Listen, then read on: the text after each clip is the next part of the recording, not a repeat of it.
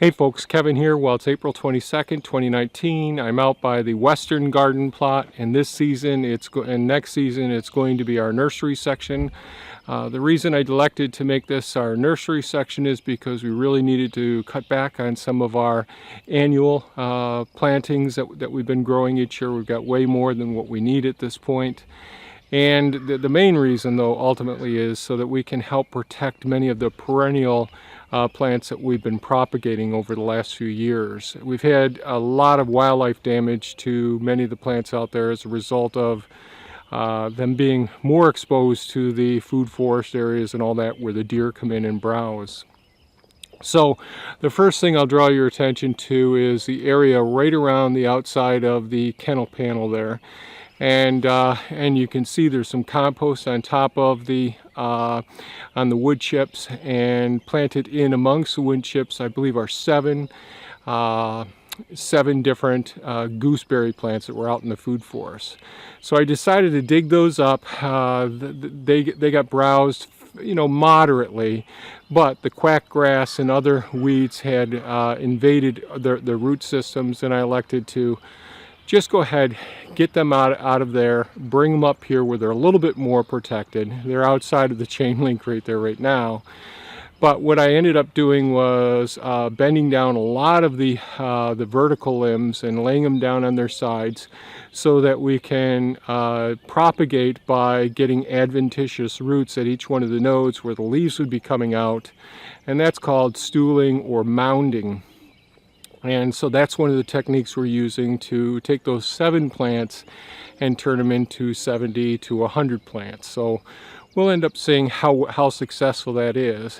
Also, you'll see some green around the area as well. There's some chamomile that I took from the rain gutter garden because I'm in the process of weeding that area and getting that area set. The clover is at the base down below the wood chips down there, so I'm always saving the clover, good nitrogen fixer, and putting that close to the plants that we want to propagate. And you'll see that in other areas of the food forest and the living fence and all, where I've taken plants that are not necessarily needed in the area that I'm going to be planting something else in, and I'll transfer those into other locations in various other food forest areas or living fence areas, that sort of thing. So amongst the gooseberries, there's also some opportunistic, very tiny little carrots that popped up in the center garden that I just took out and I covered them up. So there's chamomile, there's also chives. I transplanted some of the chives around that as well. So we'll see how well all of those plants do. The gooseberries will be in there for at least a year. So that we can get each one of those places where the leaves come out from, they'll start to set down some roots, some adventitious roots, and they'll start shooting up some new growth potentially next spring. So that's one way of propagating plants from just one plant. So you could buy one plant at a nursery, and if you, especially your ribes, your gooseberries and currants, those sorts of plants, and really get many of the plants to propagate your whole area or even sell them. So let's go inside and we'll take a look inside now. So we're inside of the Western Garden plot, or the nursery area. First thing I want to point out are all the blueberry plants that have been potted up. These were blueberry plants. They're probably 4 or 5 years old now. We originally had them planted around the dog run around our house, which was really gave us beautiful fall clovers, gave us bountiful blueberries, big, beautiful, delicious blueberries. And then I got the bright idea of interplanting spearmint. I thought it'd be a nice ground cover, keep all the grasses out and all. Put that in, and quickly the spearmint overwhelmed it. I posted a video about 2 years ago, I think it was 2017. I'll see if I can find the link and put it in the upper right hand corner, where I took all those blueberry plants, teased out as many of the roots as I could from the spearmint, and transplanted them over into the edge of the first food forest area. The pH of the soil was about 6. It was a little bit alkaline. And although I put the Premier 1 fencing up around it, the deer got into it.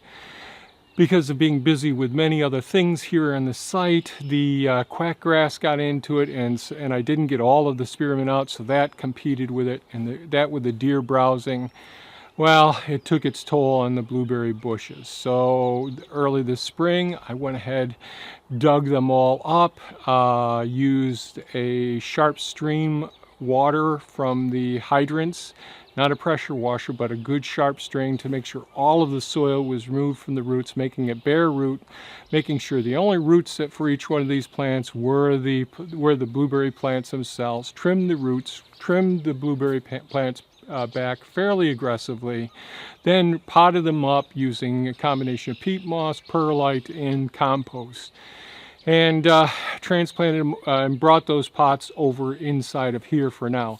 I'm not sure where I'm going to put them inside of here, but I want to have them protected, but I got to make sure they get good watering. This whole system, I still need to figure out how I'm going to do the watering. Hardwood cuttings would benefit from overhead spraying to help with the heat, with transpiration, losing water, and the plants becoming dehydrated and therefore not being able to set out good roots from the callus that we created with the hardwood cuttings. So they would benefit from overhead spray. Many of the other plants would benefit from direct rooting, direct water like the drip tape, taking care of the root systems as well. So I haven't figured it out yet. We have more to do. Then a little bit further down there near where Timmy is laying right now, we got all those fig hardwood cuttings. We had 2 hard frosts since I posted that video with the hardwood cuttings of the fig trees. So all the leaves died back, but the leaves are starting to come out again.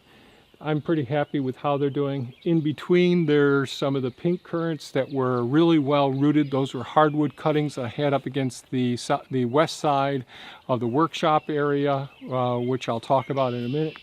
And they developed really good roots. I potted those up. There's some here and some down at the other end at the north side as well. So we have 5 different permanent raised beds here, and but I want to ignore those for a second and just talk about along the chain link kennel panels along the side there.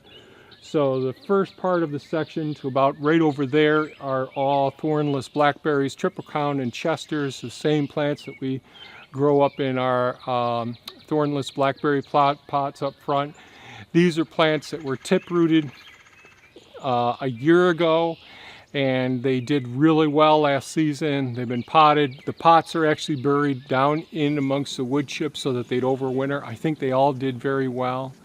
Next along after that are hardwood cuttings from the season before, 2017 or 2018, and they're all black currants, and they did extremely well. I potted those up last year similar to the thornless blackberries, and they've been doing pretty well. And then down at the very end there's one hostaberry as well. Then on the other side of that small gate right over there, there's multiple pots that I potted up last fall that are also buried in amongst wood chips, and those plants did very well. Those were plants that I went ahead and took either cuttings from, or there were suckers that grew up from rooted sections that I wanted to save from some of the plants that we took out from around Pond 4. Pond 4 last fall, I did a lot of cleaning up, decided to move a lot of the perennial plants from around Pond 4. If I can find that video, I'll put a link in the upper right hand corner as well. Okay, really tiny way down there at the end are some black pots similar to the ones up here at this end.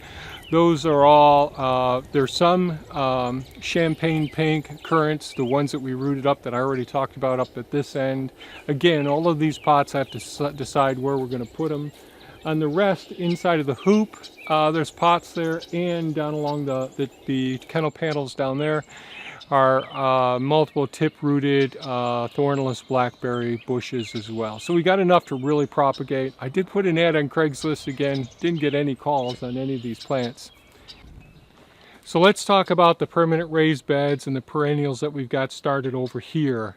Up against the shop wall, this is the west side of the workshop area here, is an area that we've been successfully growing our hardwood cuttings. We get them to root out pretty well. And up against this wall, we often have lots of clover that's an opportunistic plant that starts over in here. So we have red clover and white clover. White clover really works extremely well with all of the hardwood cuttings. I think that they're beneficial as far as keeping out the weeds. They certainly help to add nitrogen to the source there when the plants actually start needing the nitrogen. They'll be there for a full year, all of these hardwood cuttings. And the red clover doesn't work quite as well because it gets so tall that the hardwood cuttings being relatively short, there's lots of competition for the solar energy, for photosynthesis. So I don't care for the red clover being in amongst the hardwood cuttings. The white clover does very, very well. I went ahead and harvested all the white and red clover that was in here, and I transferred it over to the living fence where the elderberry plants were planted just a couple of weeks ago, and I'll put a link to that video in the upper right hand corner. So that takes care of what we did with it previously. Yesterday or the day before, I went ahead and pruned back our pussy willow, and I took the hardwood cuttings from the pussy willow and placed those all up against the fence there. Another type of willow is at this very close end here. This is a variegated leaf, pink, white, and green leaves. Very, very pretty plant. This is from our smallest of 4 different plants that we had there. We got them as 1-gallon plants a few years ago, and they ended up growing, most of them, a good 12 foot, 10 to 12 foot tall, with a 25 to 30 foot span, covering up a lot of area. So I went ahead and harvested those 3 plants. I transplanted the roots to those, which were massive, big, large stumps coming out of the ground, and put those along the fence line that I've been digging out over there and doing hugelkultur. And all the wood material went into hugelkultur pits. There'll be a whole series coming up on the hugelkultur systems that we've experienced here, and the ones that I love and the ones that I don't necessarily love. So these pink and white variegated leaves on these willows are very attractive, but they have to be pruned back about every season or 2 to make sure they don't get completely out of hand. These ones were cuttings from the smallest one that we have up by pond 2. I still have to do some more pruning on that, but that's doing okay. In our first permanent raised bed here, we have 3 rows. The first outer row next to the building are elderberry hardwood cuttings. The middle row are the mulberry, the Illinois mulberry hardwood cuttings that we really love. These one of the most delicious fruits on the trees around here. And then the next row at the far end are Concord grape hardwood cuttings, and we have some hibiscus hardwood cuttings, and then we have some green hardwood cuttings right here as well. Our next permanent raised bed right here, we have some more elderberry hardwood cuttings. On this side, going to red currant hardwood cuttings. So we took some cuttings from our red currants out in the first food forest, put those in that row. In the center, we have some more elderberry hardwood cuttings right here. And then we have hostaberry hardwood cuttings. So there's a row of hostaberries there as well. And over on the far side are blackcurrant hardwood cuttings right there. Then over in the next row are already previously rooted gooseberry, both the North American gooseberries and the European gooseberries. We took hardwood cuttings 2 years ago, had them up near the canal system up by the pergola, a little bit further east on the property, but the deer really ate the hostaberries right down to the ground each season. So this spring I went ahead, dug those up, got them in here, and I want to give them a couple years worth of growth so that they can do well as well. A couple of those well-rooted previously hardwood cuttings had some extra stems that were a little bit long, so I went ahead and buried those, so mounded them or stooled them so we can get some extra plants out of those as well. The next 2 permanent raised beds over here and there are loaded with some blueberry plants. So we have blue crop, Chandelier, Blue Jay, and Patriot. Those are the ones that I got. These were, I believe, were all started from seed in Kentucky. I purchased those on eBay, and my goal is to have them be in here for a couple of years. So our soil pH to start out with the compost is 6. So I'm each one of these, the plugs from these blueberry plants were completely planted inside a probably 2.5 liter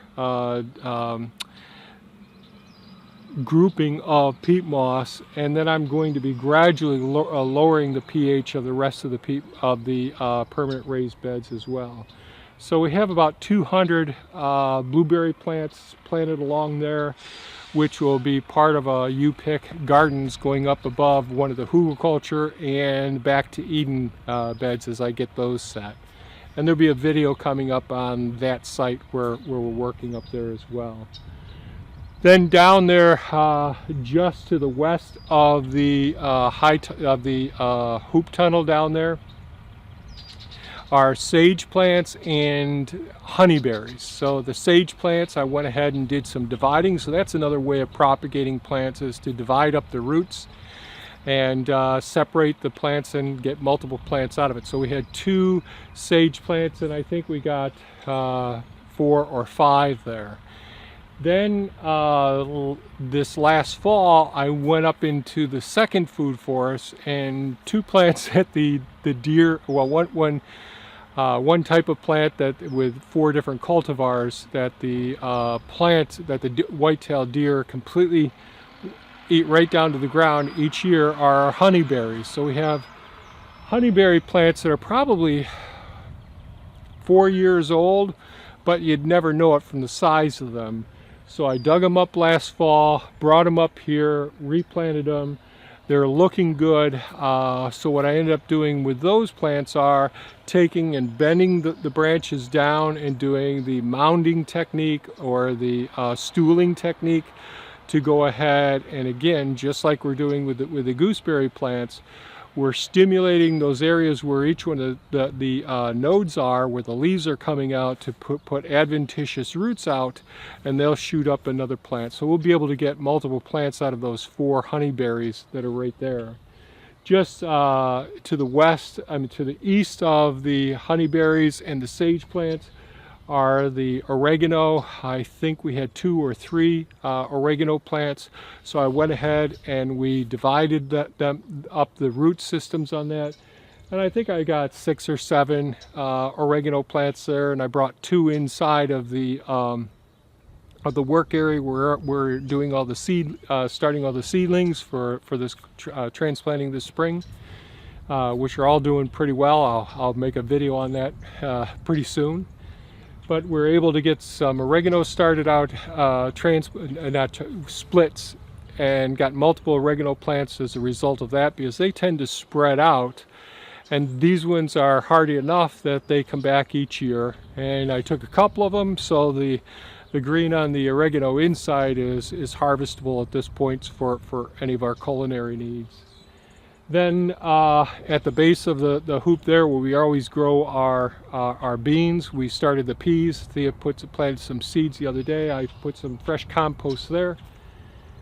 And I think that's about it. I just wanted to share what's in our perennial nursery system, and hopefully this will be more successful, because it's this 6-foot tall kennel panels so far has kept the deer out. And we still have plenty of food and plenty of the berry plants all around in the food forest for them to get to. So if you have any comments or questions, please leave them below. I always enjoy feedback and any questions you may have with the systems that we're using. And by all means, give us a thumbs up if you think the video is valuable. Share it with your friends. That helps us to grow as a channel.